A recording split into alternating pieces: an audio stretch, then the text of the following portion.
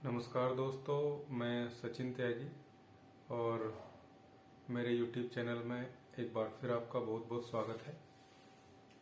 और आज का टॉपिक है कब्ज, कॉन्स्टिपेशन। कॉन्स्टिपेशन के बारे में हम आज जानेंगे, क्या है, क्यों है, कैसे होता है और इसका इलेक्ट्रो होम्योपैथी ट्रीटमेंट। तो चलिए शुरू करते हैं। बात करते हैं कब्ज की। कब्ज एक बहुत जनरल या एक सामान्य बीमारी है जो आज के समय में एक बहुत बड़े जनसमूह को पीड़ित करती है। आप मान सकते हैं कि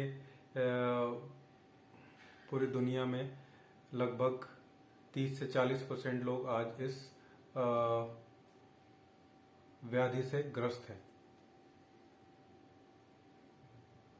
और कुछ मामलों में कब्ज नहीं भी है, उसको कब्ज माना जाता है, जो बहुत घातक स्थिति बनती है क्योंकि उस कंडीशन में फिर हम लोग दवाई लेते हैं कब्ज की और कब्ज हमें होती नहीं है। उसका दुष्प्रभाव और दुष्परिणाम हमें देखने को मिलता है। जैसे बहुत सारे लोग जो ऑफिस में देर तक काम करते हैं, रात को देर से आते हैं, सुबह जल्दी जाते हैं, बहुत लंबी शिफ्ट में काम करते हैं, तो सुबह जब वो लोग उठते हैं उनकी नींद पूरी नहीं हो पाती, तो वो पूरे तरीके से फ्रेश भी नहीं हो पाते, उनका पेट साफ नहीं हो पाता, तो वो मान के चलते हैं कि उन्हें कब्ज हो गया है, उनको कॉन्स्टिपेशन है। उस कंडीशन में वो लगातार या रोज लेक्सेटिव मतलब जो पेट साफ करने की दवाई है वो लेते हैं, चाहे वो चूर्ण के रूप में हो, चाहे वो फिर कोई गोली हो या कोई लिक्विड हो। अब उनको कॉन्स्टिपेशन एक्चुअली में है नहीं, लेकिन वो उसकी दवाई ले रहे हैं, तो उससे क्या होगा, जो उनकी जो आते हैं उनका एक पर्टिकुलर मूवमेंट होता है, जो वेस्ट होता है, जो मल होता है, उसको बाहर निकालने के लिए। लेकिन जब हम ऐसी दवाई लेंगे कंटिन्यूअस जो मल को पतला करती हैं, या फिर कब्ज की जो दवाइयां हैं वो हमारी जो आंत का मूवमेंट है, पेरिस्टाल्टिक मूवमेंट उसको बोलते हैं, उसको एक तरीके से जैसे लकवा मार जाता है किसी अंग को, उस तरीके से आंतों को कर देती है, यानी कि मल उनसे लगातार एकदम से नीचे निकल जाता है सर। जब लगातार आप ऐसी दवाइयां लेते रहेंगे तो आपकी जो आंतें हैं, जो पूरा सिस्टम है आपका, वो पूरा सिस्टम बिगड़ जाएगा, वो इतना वीक हो जाएगा कि फिर बिना उन दवाइयों के आप कभी ठीक से पेट साफ नहीं कर पाएंगे। तो पहले तो आपको ये जानना जरूरी है कि कब्ज है या नहीं। उसके लिए मैं कुछ लक्षण आपको दे रहा हूं।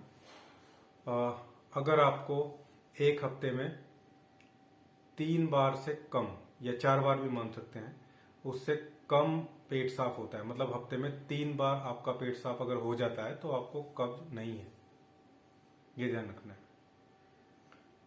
दूसरा सबसे बड़ी चीज जो आपको देखनी है वो ये है कि आपको मान लो मूवमेंट तो रोज ही होता है, बाउल मूवमेंट जिसको बोलते हैं, लेकिन वो बहुत हार्ड है। वो इतना हार्ड है कि जो आपका जो एनस का एरिया है, जो आपका मल द्वार है, वो छिल जाता है, वहां पे बहुत ज्यादा तकलीफ आपको होती है, तो आप मान सकते हैं आपको कब्ज है। ये 2 बहुत बड़े लक्षण हैं जो आपको देखने हैं। या फिर आपको, जैसे मैंने पहले ही बताया कि आपको कई कई दिन तक स्टूल पास नहीं होता है, कई कई दिन तक आपका बोल मूवमेंट नहीं होता है, तो आपको मान लेना है आपको कब्ज है। तब आपको देखना है और इलाज की तरफ। इलाज से भी पहले आपको देखना है कि आप अपना जो डेली का रूटीन है, जो आपकी लाइफस्टाइल है, उसको चेंज करना है, अगर कर सकते हैं तो, क्योंकि वही सबसे बड़ी चीज है जो सपोर्टिंग रोल करेगी आपकी मेडिकेशन के साथ में। जैसे बहुत देर तक नहीं जागना है, 11 बजे तक आप कोशिश करें 11:30 बजे तक मैक्सिमम सो जाएं, और फिर सुबह जब भी उठ रहे हैं आप, मतलब 5 घंटे 6 घंटे, एडल्ट हैं आप, 25-26 साल आपकी उम्र है, तो 5 घंटे 6 घंटे 7 घंटे आपकी नींद पूरी हो जाए। अच्छी नींद पूरी हो जाएगी तो ठीक, क्योंकि रात को सारा सिस्टम हमारा वर्क करता है, सारा डाइजेशन का प्रोसेस बहुत अच्छे तरीके से उसमें होता है। ये आपको ध्यान रखना है। दूसरा,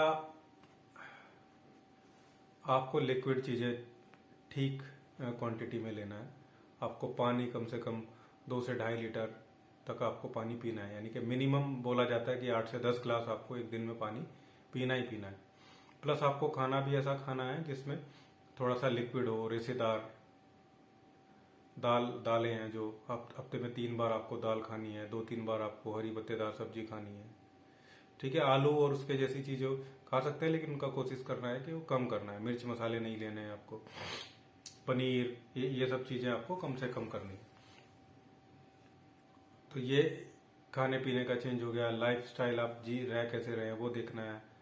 आप कितनी देर बैठते हैं, अगर आप कंप्यूटर पे काम करते हैं या सीट पे बैठ के आप काम करते हैं तो आपको ध्यान रखना है कि हर 45 मिनट बाद, 50 मिनट बाद आपको उठ के 5 मिनट चल लेना है, अगर वहां पे पॉसिबिलिटी है आपके एरिया में। तो लगातार बहुत देर तक बैठे नहीं रहना। ऐसे बहुत सारे चेंजेस हैं जो आप अपनी लाइफ में करेंगे तो आपको बिना दवाई के काफी राहत मिलनी शुरू हो जाएगी। फिर आप दवाई ले सकते हैं जो जो आपको लगता है, लेकिन मैं तो इलेक्ट्रो होम्योपैथी या होम्योपैथी उस पर ही आपको दवाई बताऊंगा। और ये सीरीज जो चल रही है वो इलेक्ट्रो होम्योपैथी की है। होम्योपैथी में भी स्टार्ट करेंगे, लेकिन वहाँ इंडिविजुअलाइजेशन और दूसरे तरीके से बताई जाएगी। तो ये आपको कॉन्स्टिपेशन के लिए ध्यान रखना है, जो चीजें मैंने बताई है आपको कब्ज के लिए। अब अगर आप इसका इलाज नहीं करते हैं और ये लंबी खिंच जाती है बीमारी, तो आपको बहुत सारी प्रॉब्लम होने वाली है, जिसमें सबसे बड़ी बीमारी है पाइल्स, हेमोरॉइड्स, बवासीर जिसको आप लोग बोलते हैं। बहुत बहुत बुरी बीमारी है, बहुत इरिटेट करती है वो, चाहे वो सूखी हो चाहे ब्लड वाली है तो सबसे ज्यादा और भी ज्यादा परेशान करती है। फिर सेकंड स्टेज में आ जाता है फिर, या उसी के पैरेलल में फीसर में बहुत जलन, खुजली, दरारें पड़ जाती है एनस गुदा द्वार में, आपके मल द्वार में। फिर फिस्चुला में एक पर्टिकुलर कैनल के थ्रू पस बनता है, बहुत दर्द होता है, ऐसा नहीं है दर्द उसमें होता है। तो इन भयावह स्थिति से आपको बचना है तो आपको अपने जीवन शैली में चेंज करना ही होगा। ऑपरेशन भी इसका कोई सोल्यूशन नहीं है, क्योंकि ये फिर दोबारा हो जाता है। आप अपने लाइफस्टाइल को चेंज नहीं करेंगे तो फिर दोबारा आप इसी से ग्रसित हो जाएंगे। तो ये चेंज आपको करना है। जो खाने के लिए बताया वो खाने को लेना है। अब बात करते हैं हम इलेक्ट्रोहोम्योपैथी ट्रीटमेंट की। तो इलेक्ट्रोहोम्योपैथी ट्रीटमेंट में आपको सबसे पहले ध्यान रखना है, जो सबसे बड़ा लग्जेटिव है वो है एस्लास, जो लेग्जेटिव की तरह काम करता है, आंतों पे बहुत अच्छा काम है उसका। और दूसरा जो मेडिकेशन है वो है C10 का जो वर्क है वो भी मेनली जो आंतों पे ही है, पेरिस्टल्टिक मूवमेंट को ठीक करता है वो, स्लास भी और C10 भी। स्लास, C10 और वर्वन, ये 3 मेडिसिन हो गई आपकी, स्लास, C10 और वर्वन। प्लस जो फिर आपके मल को सॉफ्ट करेगी, उसकी हार्डनेस है उसको हटाएगी, तो आपको उसमें YE ऐड कर लेना है। तो स्लास, C10, वर्वन और YE, इन चारों मेडिसिन को आपको D4 में लेना है और D4 में मिक्स करके आपको इसकी एक शीशी बना के रख लेनी है। और फिर जैसे ही कोई पेशेंट आपके पास आता है तो आपको उसको स्थिति देखनी है। मैं तो कई बार दिन में 3 बार भी दे देता हूँ, 5-5 बूंद दिन में 3 बार, रात को 10 या 15 बूंद गर्म पानी से। आपको स्थिति देखनी है। वैसे मैक्सिमम जो लोग प्रिस्क्राइब करते हैं वो रात को 25-30 बूंद गर्म पानी में, गुनगुने पानी में, या जितना भी वो सहन कर सकता हो, वो ज्यादा तेज नहीं, उसको रोज रात को सोते टाइम हम दे सकते हैं। तो सुबह उसका जो मूवमेंट है वो थोड़ा ठीक होगा। बहुत ज्यादा प्रॉब्लम है तो आपको दिन में 3 बार देना ही है।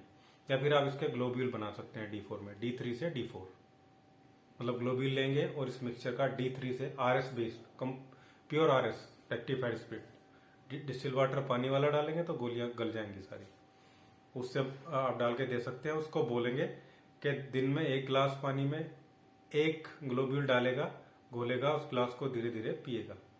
ऐसे ही दिन में उसको 3 गिलास पीने हैं।